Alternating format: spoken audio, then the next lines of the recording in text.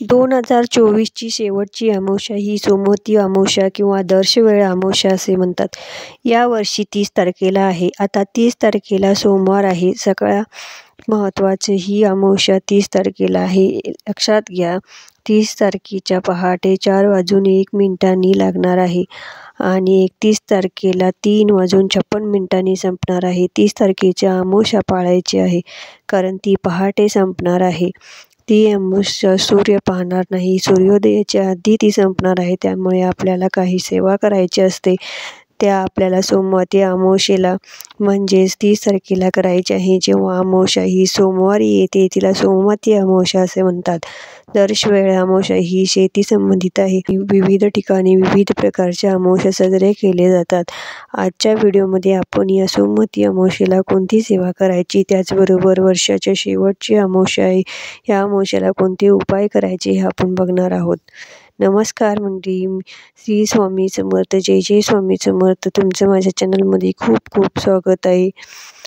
चॅनलवर नवीन असाल तर चॅनलला सबस्क्राईब करा, बेल आयकॉन दाबायला विसरू नका, कमेंट लिहायला विसरू नका. सोमवती अमावस्या हा दिवस भगवान शंकरांच्या सेवेसाठी मानला गेलेला आहे. खरं तर प्रत्येक अमावस्या ही पितरांसाठी समर्पित असते. आपल्याला पितृदेश असो किंवा नसो, आपल्याला तर्पण विधी करायचे असते, दानधर्म करायचा असतो, त्या गोष्टी आपल्याला करायच्या असतात. सगळ्यात आधी आपण पितरांच्या सेवेसंदर्भात बघूया. पितरांची सेवा काय करायची. या अमावस्येला तुम्ही तर्पण विधी करू शकता. आपण रोज नित्य सेवा करण्याच्या आधी पितृस्तुती स्तोत्रमचं पठण करू शकता. पण अजून बऱ्याच महिलांना ते करायला वेळ मिळत नाही, पण तुम्ही अमावस्येला आवर्जून पितरांची सेवा करायची आहे. आपल्याला फक्त माहेरचे नाही तर सासरचे सुद्धा दोष लागतात. ते 3 पिढ्यांपर्यंत त्याचा त्रास होतो. म्हणजे काय, म्हणजे आपले कोणतेही काम मार्गी लागत नाही. समस्यांवर कितीही उपाय करू दे, यश मिळत नाही. मग ते आध्यात्मिक असो किंवा अन्य कोणतेही, पण त्यातून आपल्याला यश मिळत नाही. बघावं तसं यश मिळत नाही. पितृस्तुती स्तोत्रमचं पठण तुम्ही नित्यसेवेच्या पुस्तकामधून करू शकता किंवा यूट्यूबवरती तुम्हाला मिळून जाईल. आणि तुम्ही त्याच दिवशी संध्याकाळी अमावस्येला आपल्या उंबरठ्याजवळ दिवा लावायचा असतो आणि शक्य असेल तर पितृअष्टकमचं देखील पठण करायचं असतं.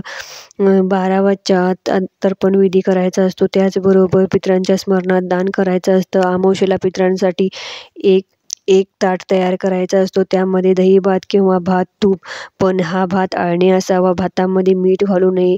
हा नैवेद्य तुम्ही कावळ्यांना छतावर ठेवू शकता किंवा आपल्या बागेत कुठेही ठेवू शकता. जिथे कावळे येतात तिथे ठेवू शकता तुम्ही. त्याचबरोबर अमावस्येला पिंपळ वृक्षाचीही सेवा करू शकता. पिंपळ वृक्षामध्ये भगवान विष्णूंचा वास असतो, त्यामुळे पिंपळ वृक्षाची तुम्ही सेवा करा. तुमच्या घराजवळ पिंपळ वृक्ष असेल किंवा आसपास कुठे असेल तिथे जाऊन सेवा केली तरी चालेल. सेवा करणं म्हणजे काय, त्यांच्या तिथे पाणी टाकणं, तसेच दिवा लावणं, अशा गोष्टी तुम्ही करू शकता. पण झाडाला कधी स्पर्श करायचं नाही. अमावस्येच्या दिवशी आपल्याला पिंपळच्या झाडाला स्पर्श करायचा नसतो. दिवा लावायचा. दिवा कधीही लावू शकता तुम्ही, सकाळी, दुपारी, संध्याकाळी कधीही लावला तरीही चालेल. आणि त्याचबरोबर ओम नमो भगवते वासुदेवाय नमः या मंत्राचा जप करायचा असतो.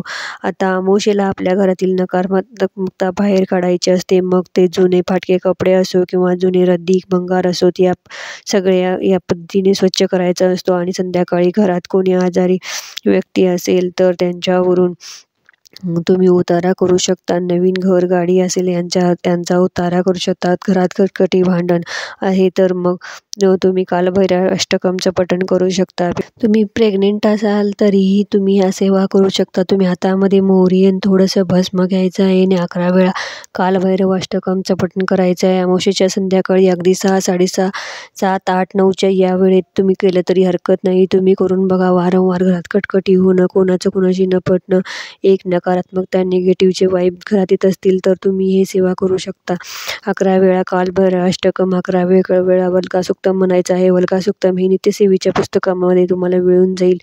आणि 11 वेळा वल्कासुक्तम जर म्हणायचं होत नसेल तर कमीत कमी 1 वेळा म्हणू शकता.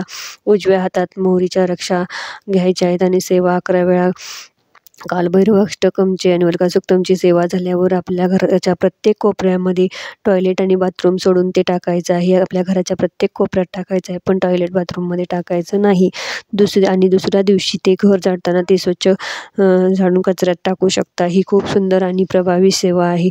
ज्या घरात नेहमी कालभैरव अष्टकमचं पठण केलं जातं तेथे वाईट स्वप्न, मृत व्यक्ती स्वप्नात येणं, स्वप्नात साप येणं असे वाईट स्वप्न पडणं बंद होतात. त्याचबरोबर कालभैरव अष्टकमचं तुम्ही नित्यपठण केलं तर अतिउत्तम आहे. जर नाही जमलं तर कमीत कमी प्रत्येक अमावस्येला तरी तुम्ही पठण करावं. अमावस्येला कोहळासुद्धा बांधला जातो. गाडी घरावरून उतारा करायचा असतो. गाडी स्वच्छ धुवायची. उतारा कसा करायचा मी थोडक्यात सांगते. एक नारळ हातात घ्यायचं, त्या नारळावर त्रिशूल काढायचा, शेंदूरने त्रिशूल काढायचा. त्रिशूल काढल्यावर शेंडा गाडीसमोर धरायचा आणि 11 वेळा श्री स्वामी समर्थ हा मंत्र म्हणत तो उतरवायचा आणि ते बाहेर लांब फेकून द्यायचं. जर कोणाच्या गाडीचं वारंवार अपघात होत असतील तर त्यांना हा उपाय नक्की करायला सांगा. या उताराचा नक्कीच अनुभव येईल. आणि त्याचबरोबर तुम्ही कर्पूर होम करू शकता. कर्पूर होम कसा करायचा तर एक नारळ घ्यायचं, त्याचा शेंडा देवाकडे ठेवायचा. देवाऱ्यासमोर बसून तो नारळ एका ताटात ठेवायचा आणि त्यावर 7 कापराच्या वड्या जाळायच्या आहे. ती जाळत असताना श्री स्वामी समर्थ मंत्राचा एक माळ जप करायचा. त्याचबरोबर श्री गायत्री मंत्राचा एक माळ जप करायचा.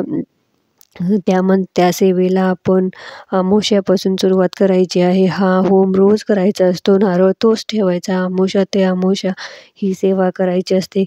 हा एकच नारळ रोज वापरायचा आहे. नारळा जर तडा गेला, काही हे झालं, पाणी आटलं वगैरे तर तुम्ही नारळ विसर्जित करायचा, वाहत्या पाण्यात विसर्जित करायचा आहे आणि मग दुसरा नारळ घ्यायचा आहे आणि ती सेवा कंटिन्यू करायची आहे. अमावस्येपर्यंत तो नारळ जर चांगला राहिला तर तो फोडून तुम्ही प्रसाद म्हणून खाऊ शकता किंवा विसर्जन करू शकता. घरातील वाद कटकटी खूप कमी होतात अमावस्येला. ही वर्षातील शेवटची अमावस्या आहे. या अमावस्येला तुम्ही भगवान विष्णूंची सेवा करा, भगवान शंकरांची सेवा करा. भगवान शंकरांच्या पिंडीवरती ओम नमो शिवाय या मंत्राचं पठण करून अभिषेक करा. सगळ्यात महत्त्वाचं दान धर्म करा. आता हिवाळा चालू आहे त्याच्यामुळे तुम्ही स्वेटर वगैरे तुम्ही दान देऊ शकता. झालेली सेवा महाराजांच्या चरणी रुजू करते आणि व्हिडिओला इथेच विश्रांती देते. चॅनलवर नवीन असाल तर सबस्क्राईब करा. धन्यवाद.